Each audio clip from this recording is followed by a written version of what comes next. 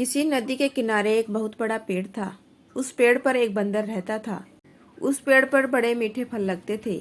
बंदर उन्हें भरपेट खाता और मौज उड़ाता। वह अकेले ही मजे में दिन गुजर रहा था। एक दिन एक मगर उस नदी में से पेड़ के नीचे आया। बंदर के पूछने पर मगर ने बताया कि वह वहाँ खाने की तलाश में आया है। इस पर बंदर ने पेड़ से तोड़कर बहुत से मीठे फल मगर को खाने के लिए दिए। इस तरह बंदर और मगर में दोस्ती हो गई। अब मगर हर रोज वहां आता और दोनों मिलकर खूब फल खाते।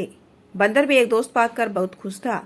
एक दिन बात बात में मगर ने बंदर को बताया कि उसकी एक पत्नी है जो नदी के उस पार उनके घर में रहती है। तब बंदर ने उस दिन बहुत से मीठे फल मगर को उसकी पत्नी के लिए साथ ले जाने के लिए दिए। इस तरह मगर रोज ही भरकर फल खाता और अपनी पत्नी के लिए भी लेकर जाता।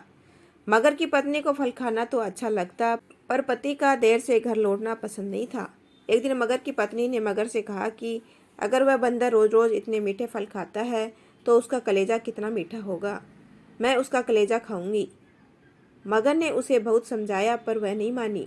मगरमच्छ दावत के बहाने बंदर को अपनी पीठ पर बैठाकर अपने घर लाने लगा। नदी बीच में उसने बंदर को अपनी पत्नी की कलेजे वाली बात बता दी। इस पर बंदर ने कहा कि वो तो अपना कलेजा पेड़ पर ही छोड़ आया है।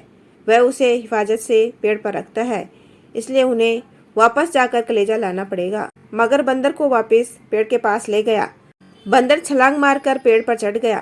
उसने हंसकर कहा कि जाओ मूर्ख राजा, घर जाओ और अपनी पत्नी से कहना कि तुम दुनिया के सबसे बड़े मूर्ख हो।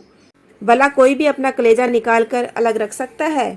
बंदर की इस समझदारी से हमें पता चलता है कि मुसीबत के वक्त हमें कभी धैर्य नहीं खोना चाहिए। यदि आपको मेरा छोटा सा प्रयास अच्छा लगा हो तो चैनल को लाइक, शेयर एंड सब्सक्राइब कीजिए। आपका अपना कीमती समय देने के लिए दिल से धन्यवाद।